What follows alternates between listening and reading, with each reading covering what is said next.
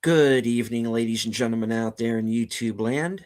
I am Deleted Scenes, human being, American, and YouTuber Ronin, and I'd like to welcome you to the return of Live from Sparkwood in 21.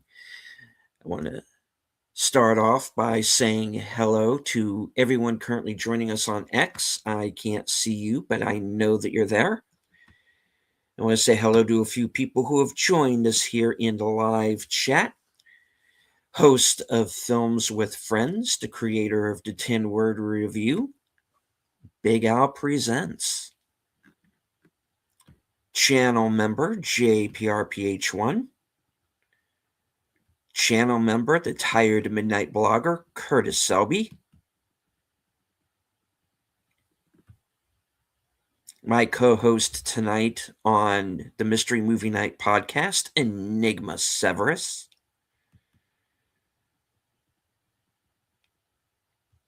Friend of the channel member Andrea Black.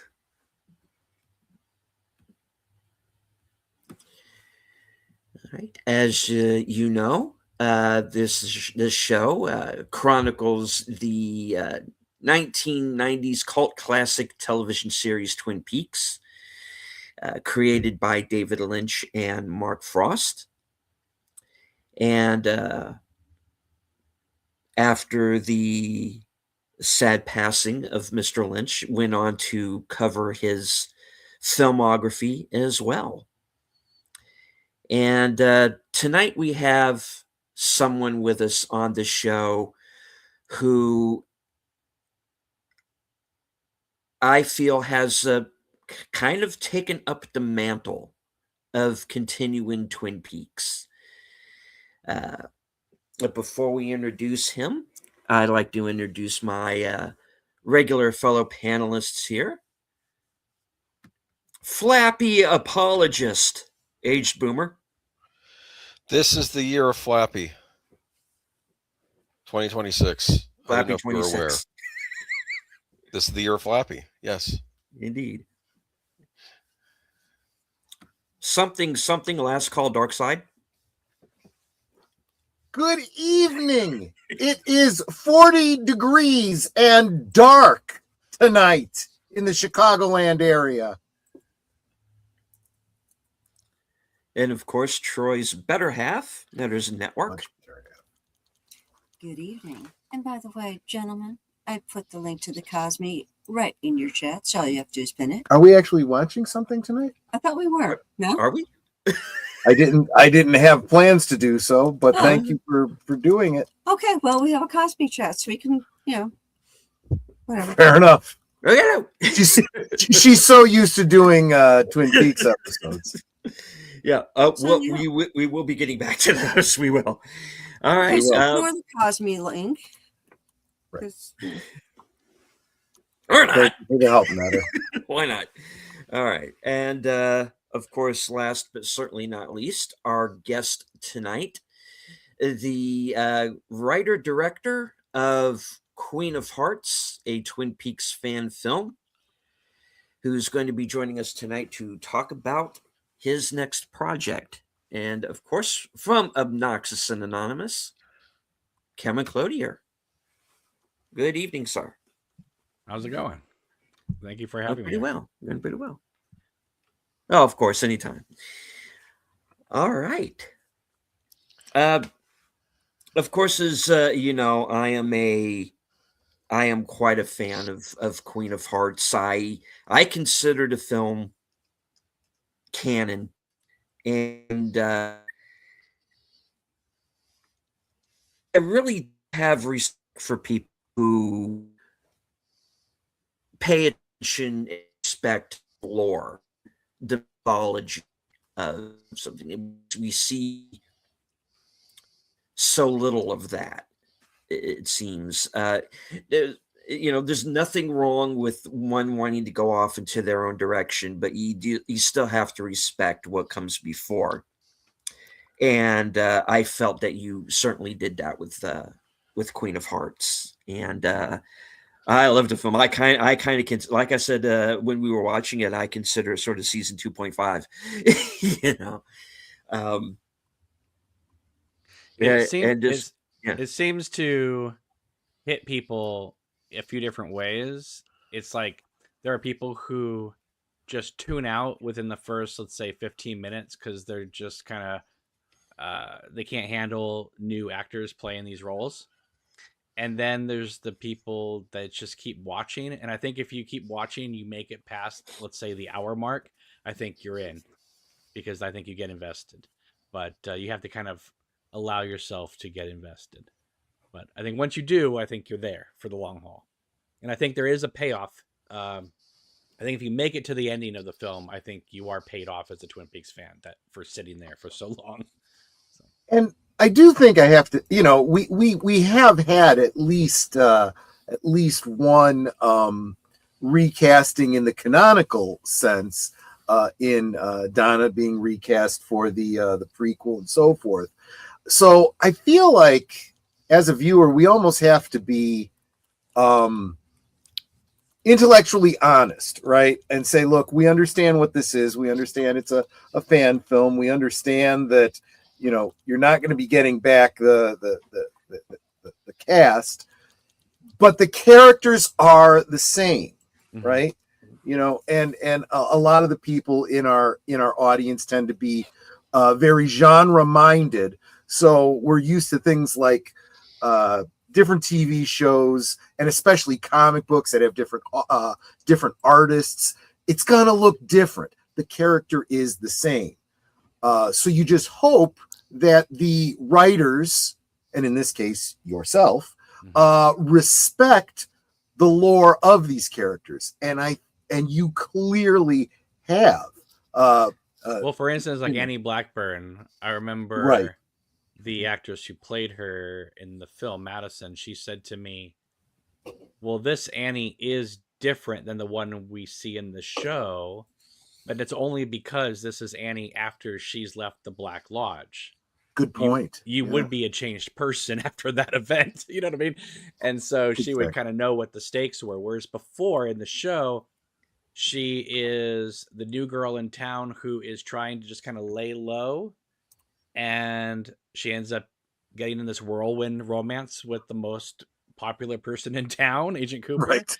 And then getting sucked into the Black Lodge and then escaping. Yeah, that will change a person. So I don't think that I think she's the same person if you were to follow it, dare I say, logically after season 2. But she's not like just little Miss Annie, who's just kind of quiet behind the diner counter. And I do feel like any fan of David Lynch, a real fan who is willing to go and check out a fan film is going to understand that some effort has to be put in on the viewer's part. Clearly, any Lynchian project requires a degree of thought. You don't take it at face value. There's got to be that investment. So if you're not coming to it with the preparation of investing and thinking it through, I feel that's kind of on the viewer in this regard. I do remember as we were watching Queen of Hearts, it doesn't matter who plays the role. You look at Annie and you look at the trauma that she has been through, even irrespective from the Black Lodge, right? Just in her life.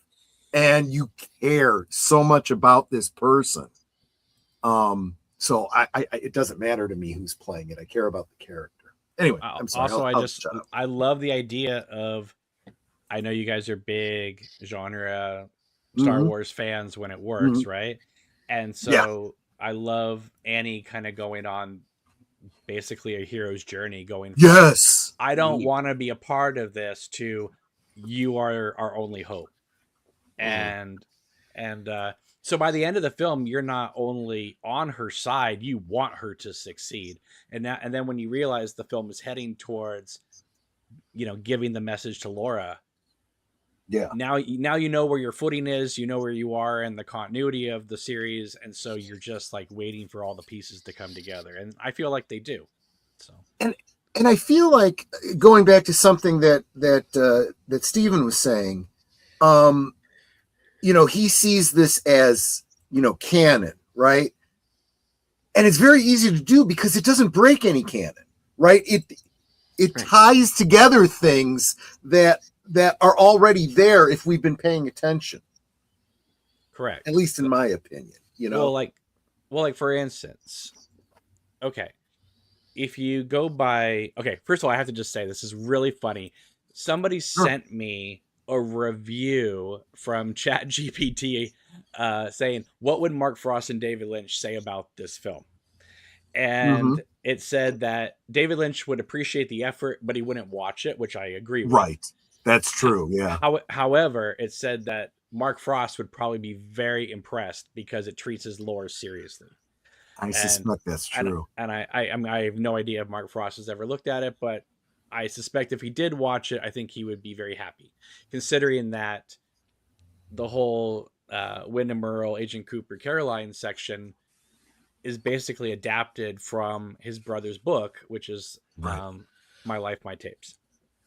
Right. But okay, I'm sorry. You were saying something, and I was going to go somewhere. Oh, with Major Briggs. So, if you remember Mark Frost's book, The Secret History of Twin Peaks, I was talking with a friend last night about this actually, where I feel like that book coming out when it did was kind of a mistake. Like because it had been 25 years since Fire Walk with Me. This was the first canon thing that was to be released, and it's so dense and so overwhelming, and true, and it sets you up for a season 3 that doesn't happen, right? Because season 3 is its own thing, right? So it's almost like that book should have come out maybe after, but then again, it doesn't really matter because it's all done now, and so now you can kind of pick and choose when you want to look at things. But what's great about The Secret History is that, this is spoilers, folks, sorry, but Major Briggs is the writer of it. Right. He's known as the archivist in it, but he's the writer of it. And one thing he does in that book is he has written Annie out of the timeline. There's no mention of Annie Blackburn once in the book. And there's a bunch of other errors in the book as well. Like, for instance, Pete Martell plays checkers instead of chess, or Nadine's something having to do with Nadine's either maiden name or something about her eye, or I don't know, there was something in there. Right. But there's a bunch of little things that are not correct that obviously Mark Frost would not make that kind of a mistake. Yeah, they're intentional. So some people have theorized like, oh, that's maybe, because the timeline got messed up, but the timeline getting messed up wouldn't change a maiden name or something like that, or Pete playing checkers or chess, right? So what I think is Major Briggs wrote Annie out of the timeline to throw off the doppelganger, but it would call attention to the fact that she's not there if he didn't make a bunch of other little mistakes to help cover it up. Oh, good point. Right. So then you get into, well, Major Briggs obviously is working with Gordon and Cooper, as we know in season 3. We know that he's been in the White Lodge from season 2 and he's left. We know that Annie's been in the Black Lodge and she's left. So to me, I felt like the natural place to start it would be Annie in the hospital getting a visit from Major Briggs saying, we need you to join us. And I've had a lot of people actually contact me after the film came out saying, to them, they feel like that's the direction. Obviously, we don't know, but they feel like that would be the direction that a 1991 season 3 probably would have gone, with Annie and Major Briggs working together. So when I was constructing the story for Queen of Hearts, which most of it was constructed already, but I had to wait until the Mark Frost books came out to figure out how would I implement them. And when I saw that Major Briggs was covering up for Annie, I thought, there it is. There's confirmation. They're working together. And that's why I firmly believe it was Major Briggs that put the Annie diary entries into the sheriff's station's bathroom, because that would allow Truman and everyone to have them, because it makes no sense for Leland Palmer to hide them. He would just rip them up or flush them or eat them or whatever. You know what I mean? Like, why would he care about? And also, right, Laura gave Harold Smith the diary before Annie visited her in Fire Walk with Me, so he wouldn't even have those pages. Right. True. So Right. So I feel like because Major Briggs in season 3 is known to have been jumping around and meeting with the the principal and the secretary and all this kind of stuff, that he was moving around through time and placing things so people would find things at the right time. So anyway, so I feel like Annie and Major Briggs were always working together, and I wanted that reflected in the film. And then you even see it when the new timeline gets set up at the end of Queen of Hearts, and you see that Annie and Major Briggs remember both timelines, and they give each other a little nod, because they know that things have changed, but the mission hasn't changed. Right. And I did want to, you made me think of something that we should have probably said at the top of the show. We have now gone through, as a group on this channel, we've watched every episode of Twin Peaks. We have dug into the books. We've, there really shouldn't be any spoilers at this point. We want to revisit all of that stuff now, with the assumption that, knowing what we know now, let's analyze again. Because let's be honest, this material really lends itself. It's almost necessary that you go back and rewatch and reconsider and have discussions like this. It's the only way to really parse this out. I think that was always David Lynch's intent. Sure. And I've been doing a season 3 rewatch last few months, and actually myself and the co-host Camcorder Cameron, we've already recorded almost all the episodes but the last one. But I've been so busy working on this Black Rose rewrite and getting things ready for the campaign that I just haven't had time to edit them. So they're sitting there waiting to be edited. I got like 10 episodes ready to go. But it's been great revisiting season 3, because I feel like, much like Kubrick films, it plays better now, almost 10 years later, than it did in 2017. I think you needed to sit with it. Interesting, yeah. I think you needed to watch it, take it in, sit with it, maybe leave for a while, come back in a few years, check it out again. And now, I know this is going to sound crazy, but I feel like 95%, I feel like I know what's going on.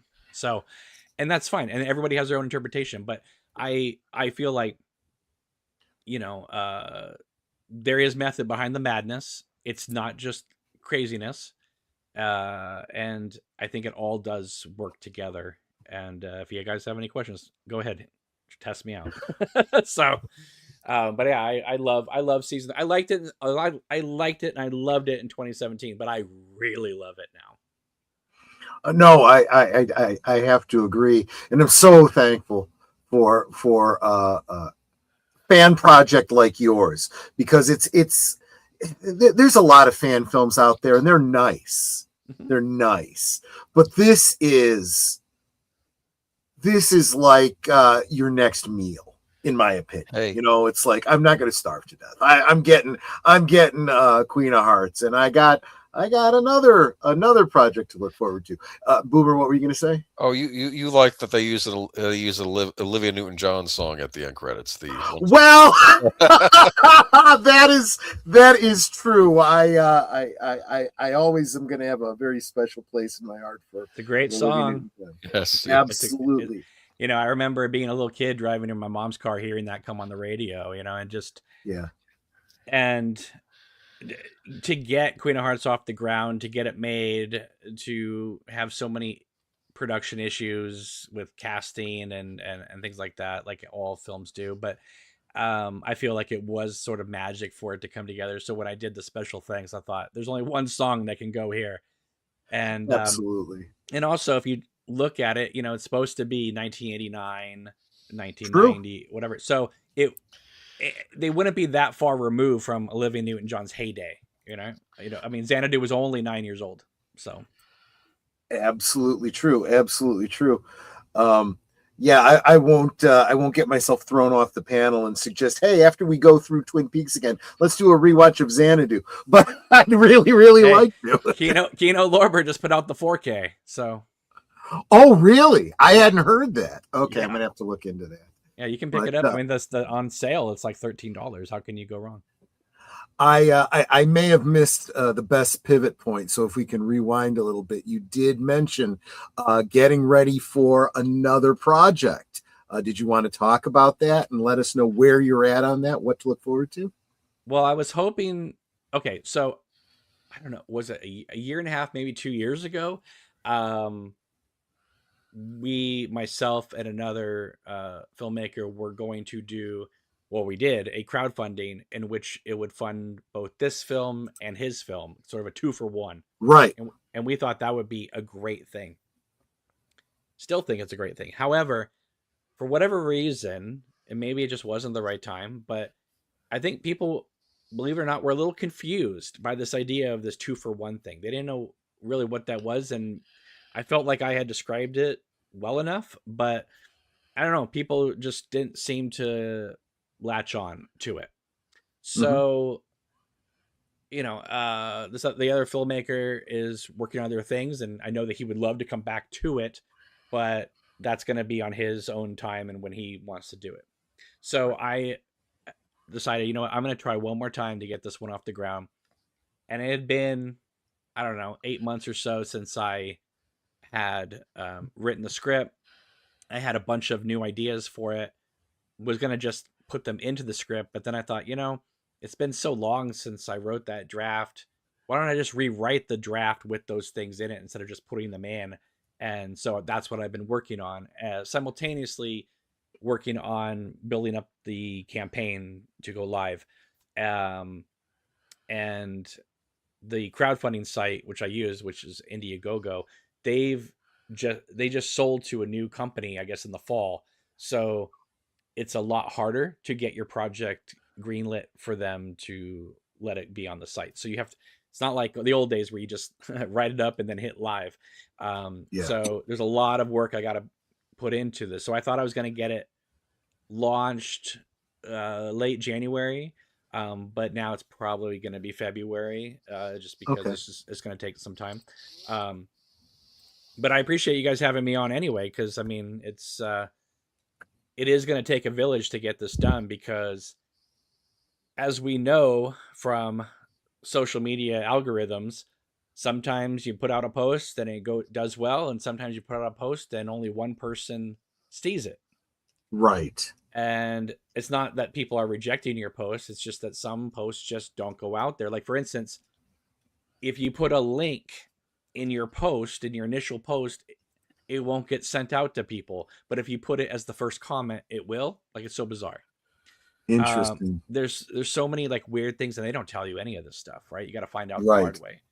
And what's kind of nerve-wracking about a crowdfunding campaign is you kind of have to explode out of the gate.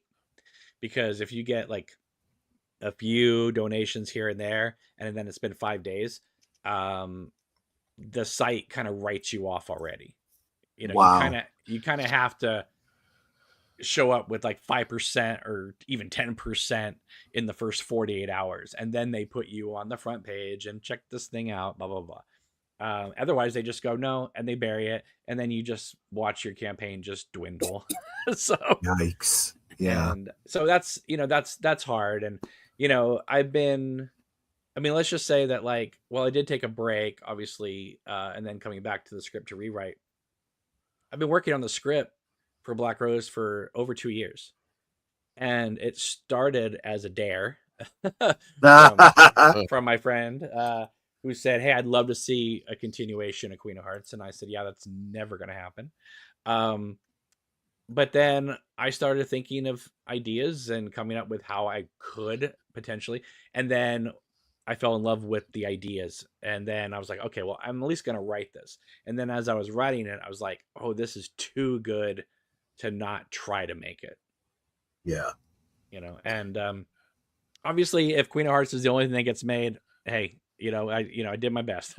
But if this does get greenlit, if I do get a chance to make Black Rose, it will be truly something awesome, because it takes it to the next level.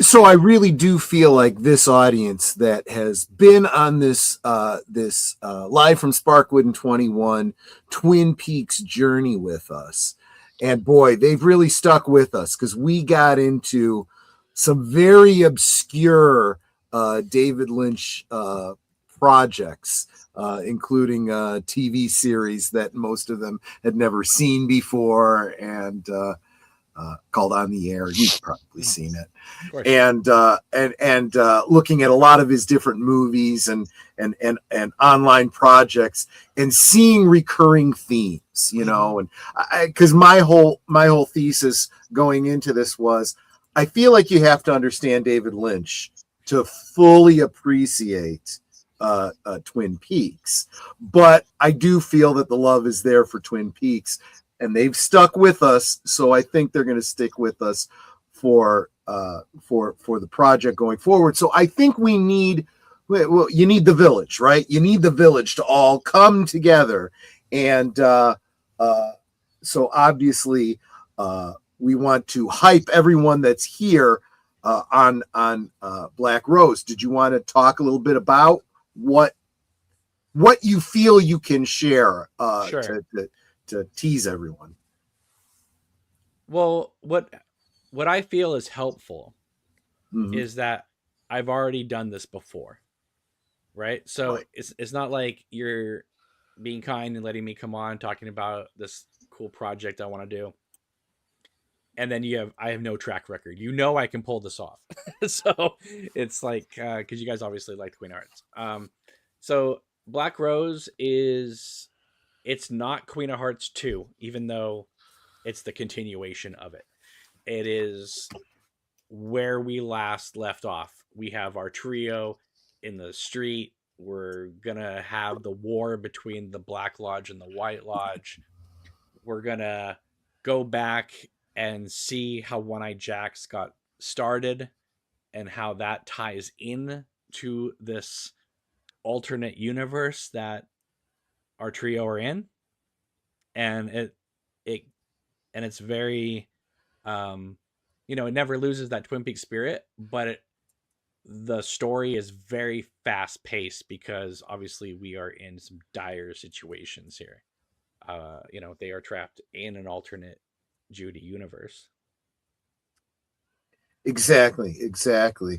And we're going to be focusing on some characters we didn't focus on first time around, right? Well, you have, one character that is extremely powerful, can destroy electricity with her vocal cords. She can take her face off.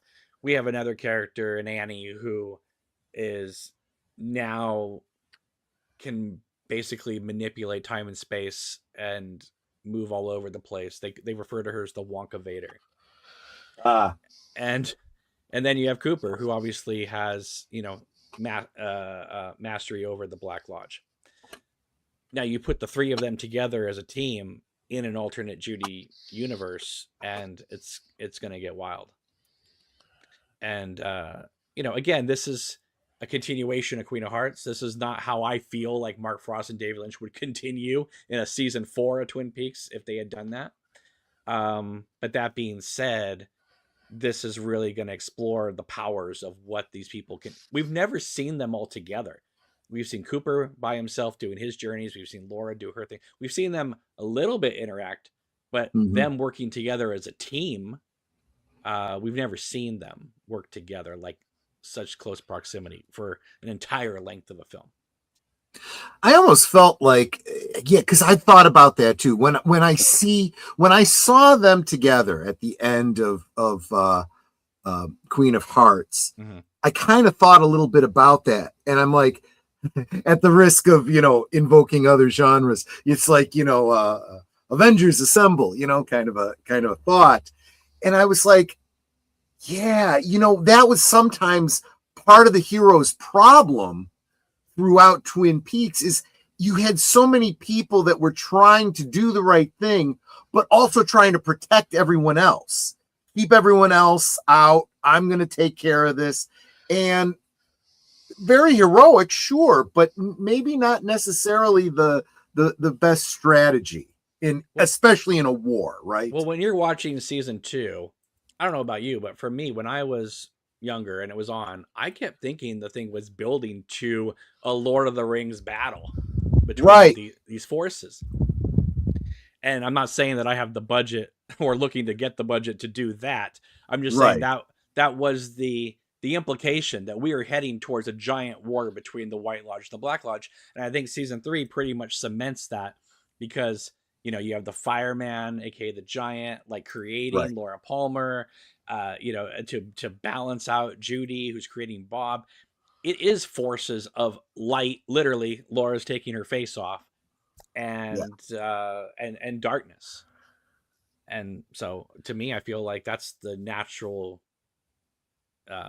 continuation, at least in my story. I guess I never thought about it with that fine a point, but there definitely is that correlation to Lord of the Rings. You have these godlike beings and spirits and whatnot, and the I forget what they're called, the types of beings that Gandalf was, kind of like angels or whatever on Earth, manipulating, the world of man and stuff. The epic scene in the Two Towers when Gandalf comes over the mountain, right, and blinds all the orcs with the light. Well, that's what Laura does when she takes her face off. Yeah, yeah, exactly right. So I never really thought about it that way before. I guess I never even really thought about it during the run of the original first 2 seasons of Twin Peaks. But then during the return, and you start getting into Judy and you start getting into those aspects, at least for me, I couldn't not think of it in terms of a Lovecraftian sort of a story, and especially then as you start reading through Mark Frost's books, you're like, you've got that Montauk Project sort of element that he kind of draws on, government conspiracies and, men who stare at goats and all that kind of stuff. And you start going, this kind of is a Lovecraft story that I didn't see springing on me. And especially when you think about Lovecraft and you think about people that touch these multi-dimensional, aspects and going completely insane because of it, you're like, yep, that lends itself pretty well to a Lynchian story. Oh yeah, and if you go to the original script of Fire Walk with Me, in the above the convenience store scene, they're talking about splitting the atoms and things like that. And so this idea of the atom bomb was always there. Right. There's a lot, like, if you go back and watch the season 2 finale, they've been doing these Twin Peaks tours with the cast, and I went to one of them, and it was lovely. But before the show, they played the season 2 finale on the big screen, and it was really nice. And I've seen that season 2 finale countless times, right? I mean, I've lived with it for nearly 30 years now. Right. But I was watching it again and going, oh my goodness, I never quite realized how much they set up season 3 in this episode. You have Bobby proposing to Shelley. All right. So now we're going to know they're going to get married. We have Sarah Palmer going into the diner and saying to Major Briggs, I'm in the Black Lodge with Dale Cooper. Well, that's implying that she has this frog moth connected to Judy inside of her. You have Major Briggs giving her that knowing look, which means, yes, we got to put this plan in motion with Gordon and Cooper. We have, there's Lucy and Andy, talking about how they're going to, prepare for the young outcoming baby. Everything is completely set up. And obviously the doppelgangers and that kind of thing.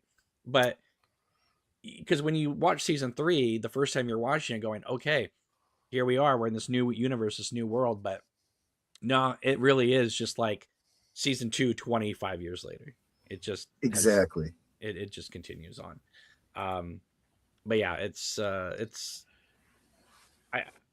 I think because it was just all so new, that people felt a little like obviously off guard or off, centered from because they thought season 1 and 2 felt a certain way and Fire Walk with Me felt a certain way. But yeah, I mean, it probably is the greatest TV show ever made. I think so. Especially, I think I said it pretty much this way. I said, think about how many episodes there are. It's not a lot. It was we say 2 seasons, but it was a season and a half.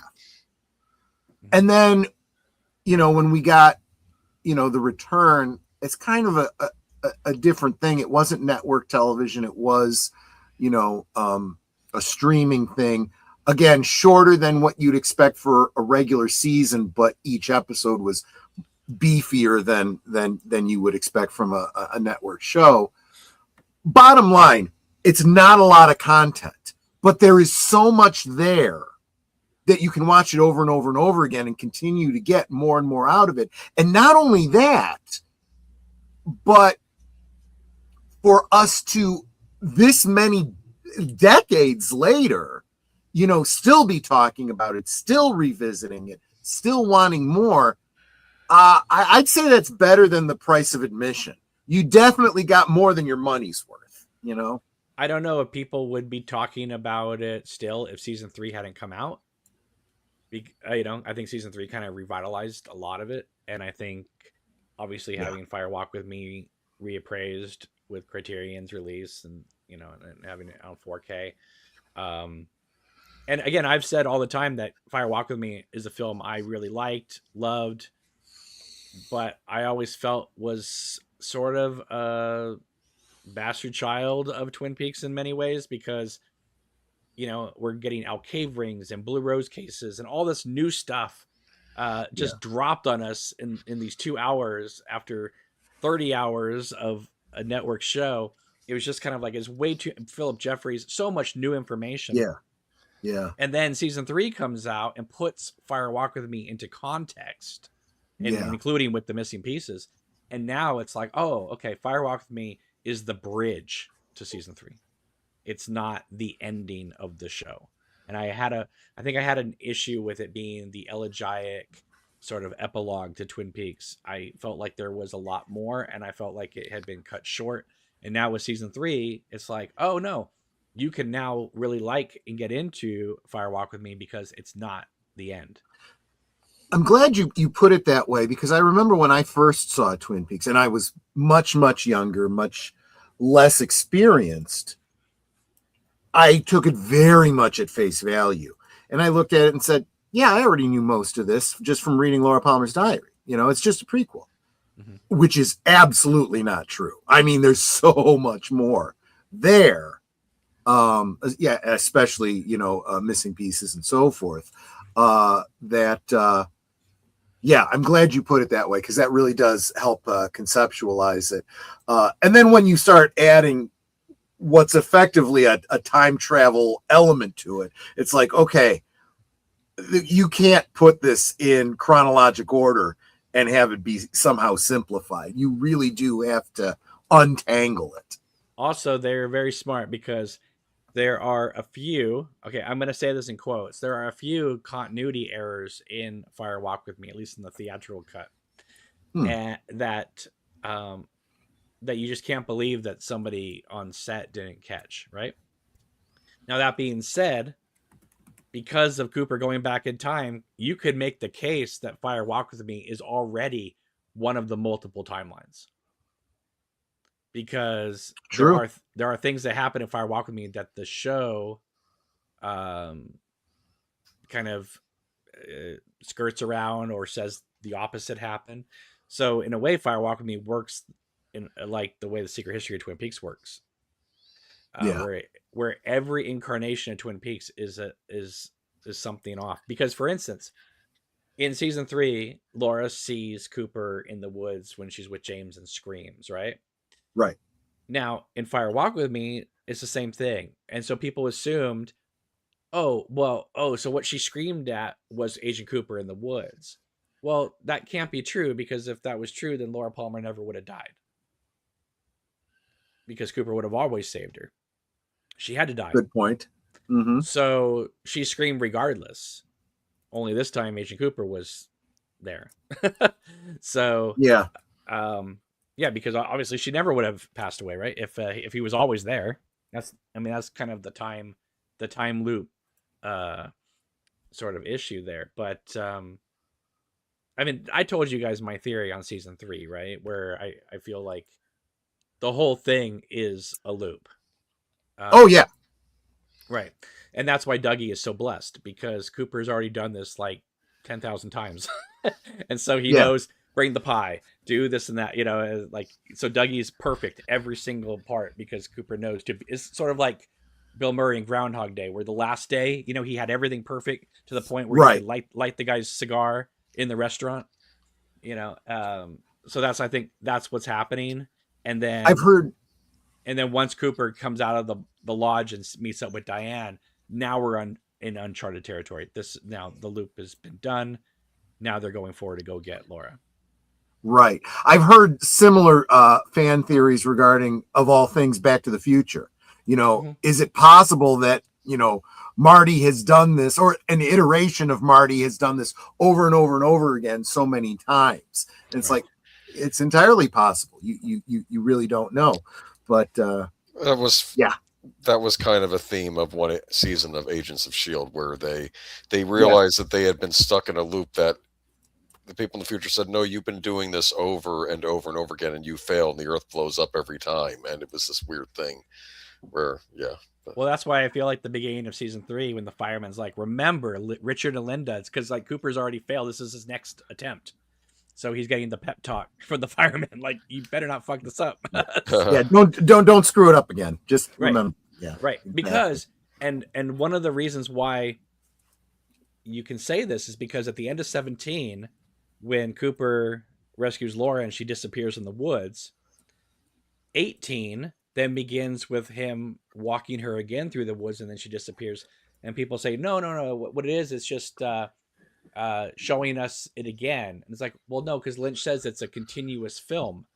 So you wouldn't go 17 and then 18. It just begins with, and because it's all different footage. So my feeling is 17, he loses her. Then the beginning of 18 is he's done the whole loop again, and we're right back to where we were.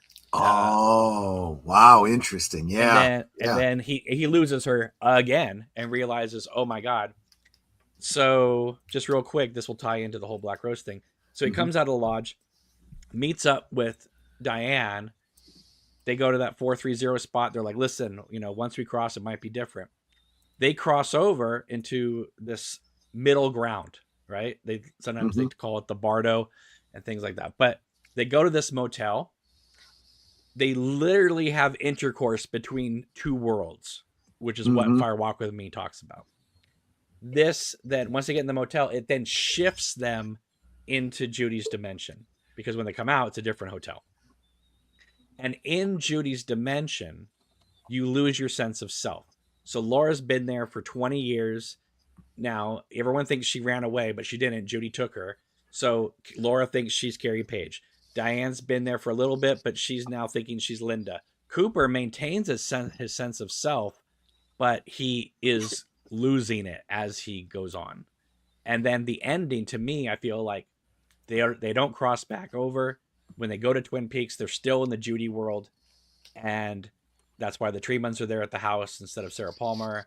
And then when Laura hears her mom's voice, it's like Carrie Page is remembering, no, I'm actually Laura Palmer, and all the memories are downloaded instantaneously, and that's when she screams and blows out the electricity. So to give another analogy to another time travel instance, the butterfly effect, where the main character goes back, changes his own history. When he returns to where he came from, he is suddenly flooded with the memory of a whole life that he is now just catching up to him. Yeah, because Laura is Carrie, and Carrie for 25 years has been living in this other dimension with her memories repressed, and now all of a sudden it's all back. Right. You know, Right. and she's basically got two lives worth of memories downloaded at once. No wonder she's going to scream in the middle of the street. And what's I interesting mean, is, and oh, Cooper yeah, go said, ahead. and Cooper says in the street, "What year is this? Not what year is this? Not what year is it, but what year Yeah. is this?" Yeah. So he's That's a very specific way of saying it that means something very different. right, because he's confused, because he's thinking, okay, I thought he's probably assuming they crossed back over and they didn't. Yeah. You know, because when him and Diane cross over, you see that with the car and the Right. but they never cross back over with Carrie or Laura. And what's interesting about that is they go from Texas to Washington in one night, and they only stop one time at a convenience store. Right. That says it all right there. Which I kind of took to mean that, kind of like another horrible analogy, I'm not sure is adequate, in video games where you have something called fast travel to get from one place to another, and you go into a place and you come out as if you've gone through a portal or something like that. Sure. And that kind of becomes the whole issue of the setting of Twin Peaks. It's the when and the where. And, you know, you have to not only look at a map to figure out where you are, but which map should I be looking at, and how old should the map have been that I was looking at? I mean, Hawk's map is literally a breathing map. Yeah. Or a living map, he says. So it's changing daily. Right. Right. Exactly. And that's why a character like Hawk is so important, because he isn't bound in 3 dimensions. He has a spiritual aspect that is open to more things in heaven on earth than are dreamt of in your philosophy. Well, he's the one that tells Cooper in season 2 about the shadow selves in the Black Lodge. Exactly. He knows all of this. Exactly. And even in season 1, he's talking about the soul with Cooper and all that. So, yeah, he's a deeply spiritual character. I wish he had more to do in season 3, to be honest, because I think as the season goes on, he kind of disappears. But it's I mean, I don't think there's anybody that does like a bad acting role in Twin Peaks. I think the cast is uniformly pretty amazing. I think there was so much they were trying to put into season 3. Mm-hmm. I really do believe that, and maybe I'm projecting back, but I suspect that Mark and David probably knew this is our last outing. We got to do what we're going to do now. And I don't know. Mark Frost says that him and David were starting to write season 4. What? Yeah, that's true. That's true. But I also feel like that was kind of David's style, right? What he's doing now had to take into account the past and the future as well. So he needed to know it all in his head in order to do what he was working on right now. And like, for instance, the ending of season 3, having Cooper and Laura together in this like other dimension. Well, this is basically the ending of Fire Walk with Me, is right, him and her together in the Black Lodge. You know, they work well together, but they're seldom together. Good point. All right, I've kind of been dominating the time with our guests. So if there's anyone else that wants to jump in here, well, I want to not run roughshod over Deleted Scenes channel. And it's possible this is something that I'm forgetting, but I'm thinking of this now. So if they are in the Black Lodge together, Dale and Laura, at the end of Fire Walk with Me, where is she at the beginning of season 3? What happened in that time to her? Was she Carrie? How does she go from being in the Black Lodge with Dale to being Carrie Page?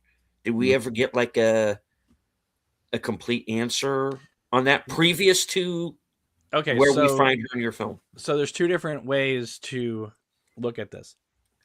I can tell you my version. I do know that there are some people out there that are very well thought of in the fan community that believe that the ending of Fire Walk with Me is actually after season 3. And that's like the true ending is that Laura and Cooper are together in the lodge, maybe as king and queen of the lodge. I don't know. But my feeling is that, look, the fireman created Laura. This is what we know now of everything, right? So the fireman creates Laura, sends her to Earth. So Bob wants to enter her, or he's going to kill her, right? Mhm. She's not going to allow it, so he's going to kill her. But that would completely make Judy win. So the one-armed man throws the Alcave ring into the car. She puts it on. So even though she dies, her soul goes to the Black Lodge. Because you'll see, remember in season 3, you put on the ring and everybody goes to the Black Lodge. We see that with Ray. We see that with the Tulpa Diane. So her spirit is in the lodge. So then in season 3 at the beginning, Cooper is talking with her, and then at a certain point, she's ripped out. Now she's ripped out because Cooper's been doing this loop thing, and so when Judy takes her, she's also taking her out of the lodge.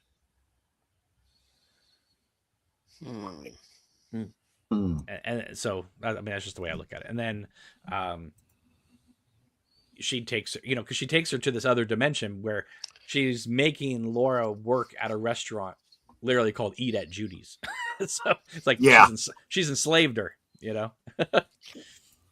And but what's crazy is that the fireman is more powerful than everyone in the Black Lodge, because if you remember in season 2, he shows up in the Black Lodge in the season 2 finale, so he can move between the lodges, but the Black Lodge cannot go into his world, and that's why he is a little afraid when he tells Cooper, "It's in our house now." Like somehow they found a way in with Judy. Wow. Yeah. Oh gosh, this is good stuff. I'm so excited to be getting back into this. I really am. It does. It kind of electrifies you, doesn't it, when you talk about it? And I want to, I might be getting a little ahead of ourselves here, but obviously, you said you're probably looking at kicking off your next project in like February. Any chance of having you come back and talk about that so we can assist with that in any way that we can, so that absolutely. our audience can, contribute and, rally the troops, so to speak? Well, it would mean a lot, because I need to get the word out there, and I don't honestly trust a lot of these algorithms, because I don't know if anybody's seeing it, So we talk about that all the time here, about how important it is that that if you're enjoying what we do here, support us however you can, but probably the best way you could support us that doesn't cost anything is sharing out these streams and telling people in your feed, on social media, your friends and family and whatnot, hey, this is a channel that I watch that I enjoy. I think you would enjoy too. Go check it out. By the same token, once the what did you say, it was Indiegogo that you were using for this? Most likely, yes. Whatever the crowdfund is that you're using, hey, there's this crowdfund that I either contributed to, or I'm going to contribute to, or I will when I can.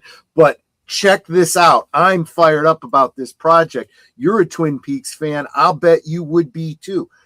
That's really what I think it's going to take. Also, I mean, Queen of Hearts got funded, so I know it's possible. The main hurdle. Oh, absolutely. I mean, the main hurdle I always find is people say, well, this is David Lynch and Mark Frost's thing. And I get that.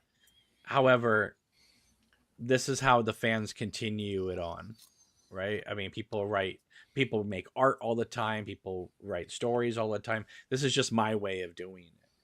And, so to me, I feel like this is the greatest honor of all, is to continue the story for the fans. It doesn't mean that you have to accept it, and you don't even have to watch it, but we should encourage people. because otherwise Twin Peaks dies if we don't continue it on in our own ways. That's very true. And I honestly think that more than any other franchise out there, any other fan projects, intellectual property, all that kind of stuff, I do feel that David had very much this artist mindset, this interactive art concept that he would, I think in spirit, he was behind this kind of a thing. He wanted the audience to be a participant. And now this is really the only way we can continue to be a participant. And this is, anybody who has seen Queen of Hearts will know in no way, shape, or form is this an insult to Twin Peaks, No, Frost, no. Lynch. It is completely bowing to their altar, but at the same time still doing its own thing. Yeah, exactly. I mean, you started to say this. You can take it or leave it. You can believe that this is, the way it would have gone or not. But I just have such a hard time that what would anyone's problem with it be? What could you point to in it that you would say, no, that can't possibly be, Well, because there's a lot of just Lynch purists who don't want to see anybody tackle it. They don't even want to see Mark Frost write another book, And to me, I just feel like this is how you honor them and their work, is to, to me, listen, I love Twin Peaks so much that like, I want to just be in that world some more. Right. Yeah. And I'm not saying that like my film is the only way forward. I'd love to see 50 movies or 50 stories get told, and because I just love being in that world. I just want to see people take it seriously, obviously people like to have fun and do shipping things and stuff like that. But like, I love it when people take it seriously and just give me a little bit of that feeling again. And I more than anything with Twin Peaks, I love the feeling of that world. Yeah, that's what I have always said to people. I said it to Netter when I took her with me to, or we went together, of course, to Snoqualmie for the various fests and so forth. I said, it's like we're going to Twin Peaks. You are. And when, yeah, exactly. In the most literal sense. And I'm forgetting who the creator was that he got us to bring in like our high school yearbook pictures, and he put them together in a class of 89 yearbook with all the characters from Twin Peaks, Laura and Donna and all that, with all of our pictures. And I said to my wife, I'm like, see, this was our opportunity to go to high school together. We went together, we went to high school together in Twin Peaks, I totally get what you're saying. Fan-made projects about a franchise is the way the fans show their appreciation, their love for what was created, and pick up and carry the torch of what they created in the ultimate love letter. In fact, I would say this was something that I saw some people having a difficult time with in the return, and that was you had a lot. At the end of every episode, you had that book, not Bookhouse, the Roadhouse. And you had these characters that you had no idea who they were, talking about other characters you had no idea who they were, seemed to be completely detached from anything. And as we were doing the watch parties here, and I was talking about it, I said, it's because there's a lot of people in Twin Peaks that we don't otherwise see. And they have stories going on too. And you can take them or leave them. They may or may not have anything to do with the stories that we're following. But they kind of do as well, because when I've been doing my rewatch, I've been writing down everybody's names. And at one point, Charlie, who's the guy talking with Audrey all the time, he makes a phone call to a character, and one of those characters is in the bar. Right. So there are there are little connections, but like, my God, there's so many names in season 3. Yeah. But what's important about that is, Twin Peaks isn't that big a town. It's not Chicago, right? It's not, Well, the San sign says Francisco. 50. The sign says 50,000, right? So right.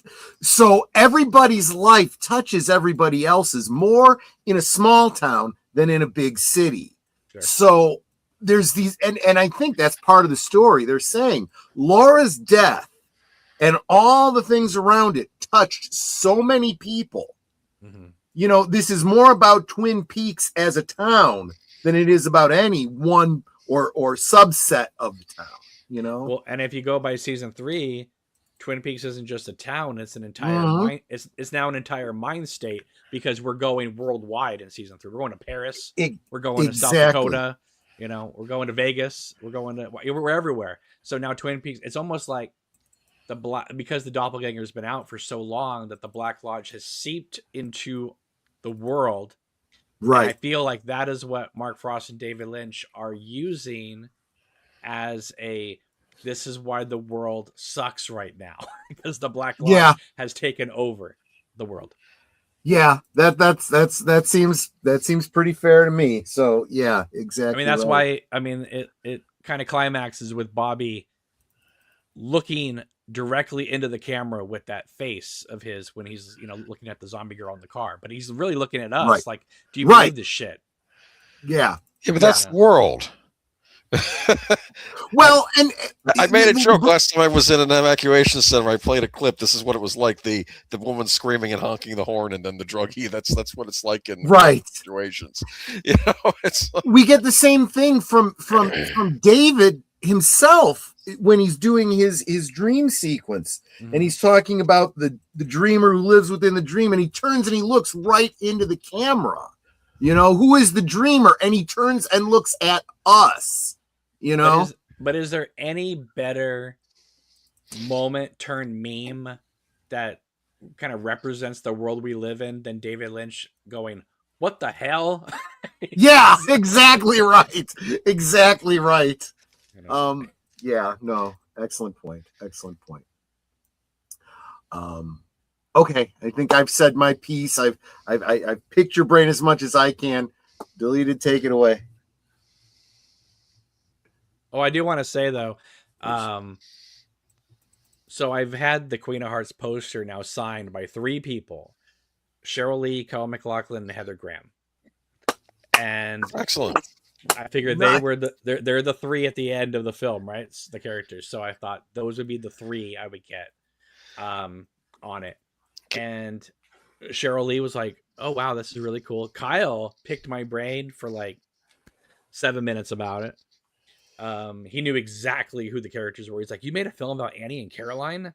I was like, "You remember season 2?" Because they all pretend that they don't watch it, care about it, whatever. So I'm like, so he knew exactly what I was talking about. And then Heather Graham said to the guy who got the autograph for me, Joe, she said, "Well, how come they didn't reach out to my manager? I would have loved to have looked at this." And I'm thinking, what? Yeah. Like, okay, first of all, none of your publicists and managers would have even let me through 3 of them to get you. Right. Well, that reminds me of I don't know if you know who Doug Bradley is. He played the Pinhead. Okay. You're right, exactly. Or, I'm sorry, lead Cenobite. Hell Priest.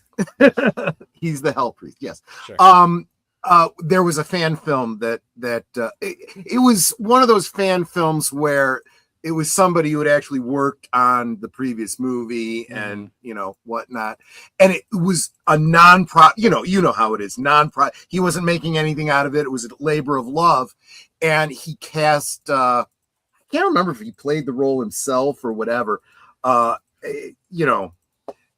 Let's just say it was clearly a labor of love. It was definitely better than some of the movies that got made. Doug Bradley found out about it, and he was upset that they didn't come to him. They're like, "It's a fan film. It wasn't like anything real." He goes, "I was interested. I would have done it. We didn't know. We didn't mean to slight you." I once talked with Doug Bradley Well, I've met him a few times at conventions and stuff, but I once talked to him about why in Hellraiser 1 and 2 his voice sounds so general and godlike, and then season 3 or sorry, Hellraiser 3, he's basically like, "Give me back the box, girl." You know, he's just like talking. Yeah. And he says that that because it was New World Pictures who made 1 and 2, they had the audio settings, and Dimension didn't care, didn't ask about them, so they didn't know how to pitch his voice, and that's why he never sounds like Pinhead again. Oh, that's a shame. Yeah, there's a lot of inconsistency. Yeah, but I mean, when you watch 1 and 2, I mean, he's like, that's why Pinhead took off, because he looked and sounded like a god. You know, right? So, tear your soul apart. Oh yeah, you get chills when you hear some of those line readings. It drives me up the wall when people compare him to Freddy and Jason. It's like, no. This isn't just some slasher. This is like a true demon who's got rules that he follows, and you know, he's not just out to kill him. And he wasn't supposed to be the villain. From what I understand, Julia was supposed to be the villain throughout the series. I feel like she was. Yes, but she didn't come back for 3. And so they turned Pinhead into the main person. But he was always supposed to be on the outskirts looking in, that came in and maneuvered pieces around, not... Thank you so much, Six. That's so sweet of you. I always figured he was on the same level as like the tall man from Phantasm. Like, of course, that's another interdimensional being. So I guess that yeah. Which is why we're not completely off topic here. We are talking because honestly, no. Seriously, I was talking about the Lovecraftian element, and you know, Judy and Bob and all of them, not too dissimilar from the Cenobites. You know, well, I'll take it a step further. Look at Laura Palmer's house exterior, and look at Nancy Thompson's house exterior in Nightmare on Elm Street. It's almost the same. Damn. May I ask a question though? With Bob out of the picture, so to speak, or maybe not, but if he's out of the picture, who's the next big bad? Is there one, or is it something I can't even imagine? I don't know. It's still Judy. It's Judy. You think Judy? Yeah. Okay. And I don't think that Bob is destroyed. I think he was just let loose from that ball. Yes, I remember the ball. I mean, if you want to think of it in terms of like D&D, right? You when you vanquish a demon, you don't kill him. You just send him back to his realm where he's got to regroup. So, you know. Well, I mean, maybe Freddy took him out because, you know, you're not going to recast Frank Silva, but right. at the same time, you could make the case that just sent him back to another realm. Right. I mean, after he left Leland, he, you know, apparently became an owl for a while. So, which isn't what it seems exactly. There you go. All right.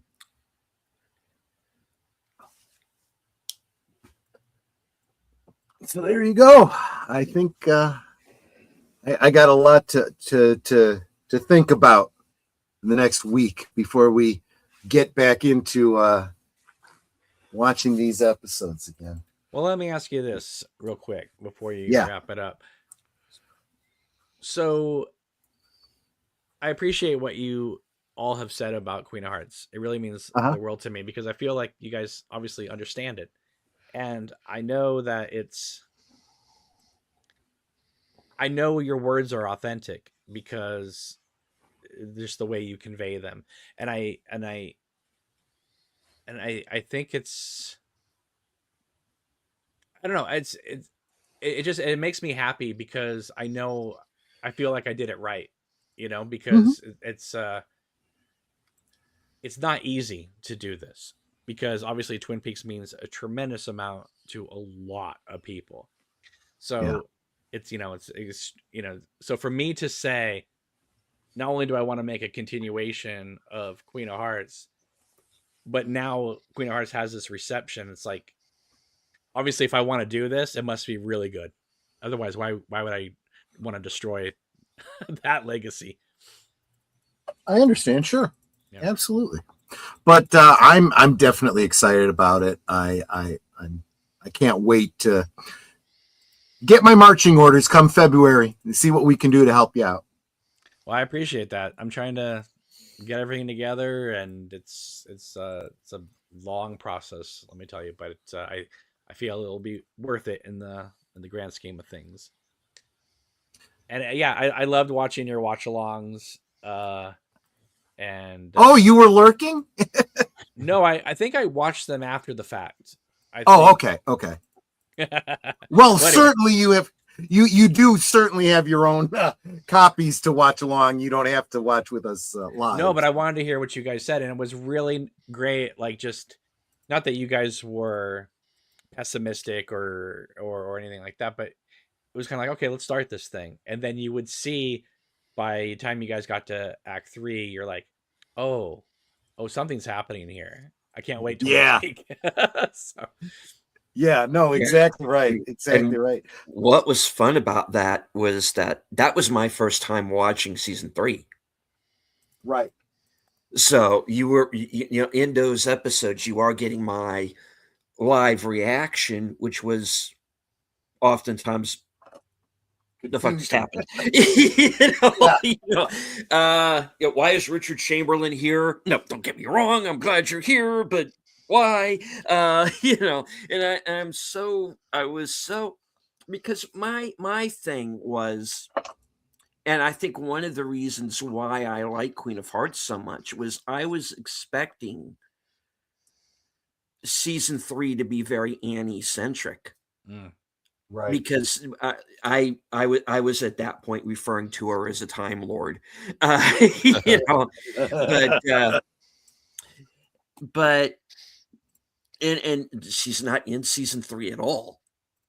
No. So it was like, okay, I had to completely change my way of thinking and looking at it, kind of on the fly. I had this whole idea in my head of where season 3 was going to go, and then it's like, okay, well, you've taken the main piece off of the board. You've taken the queen off the board. Mm-hmm. So where do we go from here? And it was kind of like going back to square one, deciphering it all over again. Mm-hmm. So I think the best part of our upcoming rewatch is going to be when we get once again to those season 3 episodes and seeing all of the clues that have been laid out, because now I'm sure they're there. I've just got to go back and find them, and I think that's going to be the fun part of the rewatch this year.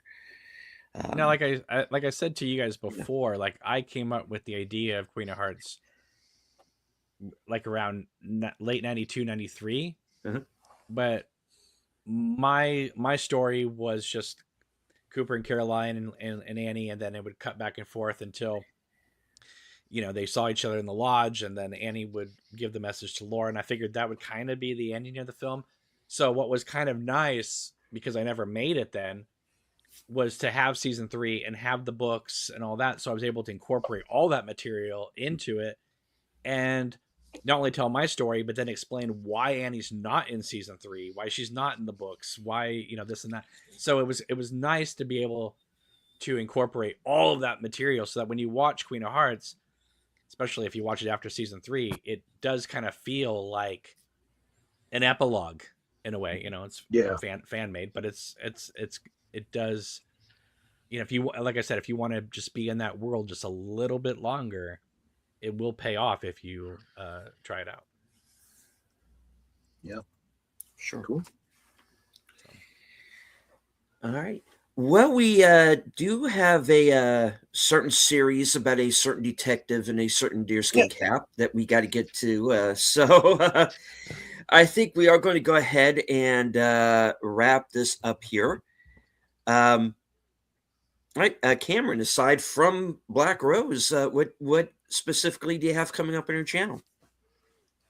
Well, I will be doing I've been doing a lot of like shorter, small videos, just kind of like random thoughts about things. So I've been doing that, interviewing some authors, and then I'll be returning back to the season 3 rewatch, and then also doing the Black Rose campaign when that kicks into gears. So there are going to be a lot of things happening. I've had to take kind of a break just because I've been writing and trying to get things off the ground. So, but I think things are going to start moving pretty fast when everything starts kicking up. And also, in a few weeks, it is going to be the 1-year anniversary of David Lynch's passing and his birthday. I'm going down to LA for the big celebration. I don't know. Obviously, there's going to be a lot of cast members there. They've already announced Leo Johnson's going to be there, and the Giant, and a bunch of other people. But apparently, there's going to be more. I don't know who's going to be there. So I was like, I had friends saying, you really should come down. And after the third time they tell you that, you kind of go, maybe I should come down. So yeah, and yeah, I feel like it'll be good mojo for the project anyway, just to kind of be around that kind of vibe. So cool. So make sure to sub if you guys haven't already. If you guys haven't subbed. Right. The link to Cameron's channel is in the description below, so make sure that you do that. So, and Geek Flag says, "Don't get all mushy." Sorry, every once in a while I have to, just because, while the film and myself and my channel has a lot of support, I've also at times dealt with, people who push back and are, that kind of thing. So, or say horrible things about you. So it means a lot when people are kind. That's all. We try. Yeah. Cool. All right. So, Boomer, what do you have coming up? Well, I will be on a certain somebody's stream, Last Call, with Troy Pacelli this Friday. We'll be having a celebration. And then Sunday, back to Geeky Geezers, where we're going to be discussing a new innovation on Legos, apparently. So that'll be exciting. So, yeah, tune in. Right. Netter. Oh, let's see. Well, of course, I'm going to be co-hosting with Troy on that certain detective show right after this. And if you stay on my channel, probably on Troy's, you'll be automatically redirected to Sherlock Holmes. Let's see. Thursday, we will be celebrating on Thursday Things, Troy's birthday, where he will be 585. So we'll be talking about that and how he feels about being a double-digit number. Yeah, I honestly did not mean to co-opt this entire stream. I didn't mean it to be all about me. It's all Troy all the time. Yeah. Let's see, and then Saturday we'll be watching a movie about a cosplay that I do whenever we go to Metropolis, Green Lantern. Yep. And of course, I like Ryan Reynolds, so yeah, I know some people don't, but I like Ryan Reynolds, so I hope that you will all enjoy the Green Lantern with me. Yep. Are you watching the theatrical or extended cut? The theatrical, okay. Because I got it when it first came out, and I never did go back to get another version. So okay. Do you feel that the extended version is better? I think that any movie like that needs a few more minutes. Okay. And I agree. I just felt like they tried to squeeze way too much into one movie. Yeah. Well, the director of that movie did GoldenEye and Casino Royale, so it's there's got to be some good in it, right? Yeah. Right. Exactly right. All right. And okay, who have we not gotten to? Troy. Yep. Right after this, I'm going to be hosting the Adventures of Sherlock Holmes, the Granada series this week. The Greek Interpreter, and then on Friday, I'm going to continue my birthday celebration. You can come celebrate with me watch me get drunk on stream as usual, and I think it'll be a lot of fun. I think we'll have a lot of fun on Friday, and there you go. All right. And as for myself, let's see. I will be joining Outlaw Bill Thursday at 4:30 p.m. Eastern for Action Theater. Film to be determined. Later on that night at 11 p.m., you can join me for my program, Coming Attractions. You get to find out what I am going to be up to for the next week, up to and including my appearance Friday night with Big Al Presents on his program, Films with Friends. And we are going to be watching the original Death Stalker from 1983. Sword and sandals, not necessarily epic, but we will be. That's what we're going to be watching, and yeah, so that's what I'm going to be up to. And of course, I've got a few things percolating. I still have my best and worst of 2025 videos to do. I'm going to be joined by Wilkie's Movies and Music for those shows. I'm going to have reviews coming up for Frankenstein, Train Dreams, and Shelby Oaks. So stay tuned for those. And a lot of people don't know that Train Dreams, part of it was filmed inside Olali Park in Washington State, which is where they shot a lot of the Twin Peaks locations. Yeah. That's some of those locations look familiar. All right. Good show. All right. So, any last words before we close it out? I think y'all are awesome. Thank you for joining us tonight. And for those of you who missed Twin Peaks the first time around, well, you get a second chance. That's right. Yes. Also, I'd just like to say that if you haven't seen Quaint Arts yet, check it out on YouTube. Give it a thumbs up. Leave a comment, because that is how YouTube realizes that people are interested, and then it'll help promote it to other fans as well. Right. Good point. I do want to thank everyone who joined us on X. I can't see you, but I know that you're there. I want to thank everybody who joined us here in the live chat. I want to thank Six for the super sticker. Thank you. And as I always say at the end of every program, from HQ and all points north, south, east, west, and beyond, from the corner of Sparkwood in 21, good night, take care, stay strong, be safe and healthy, because this is how we win.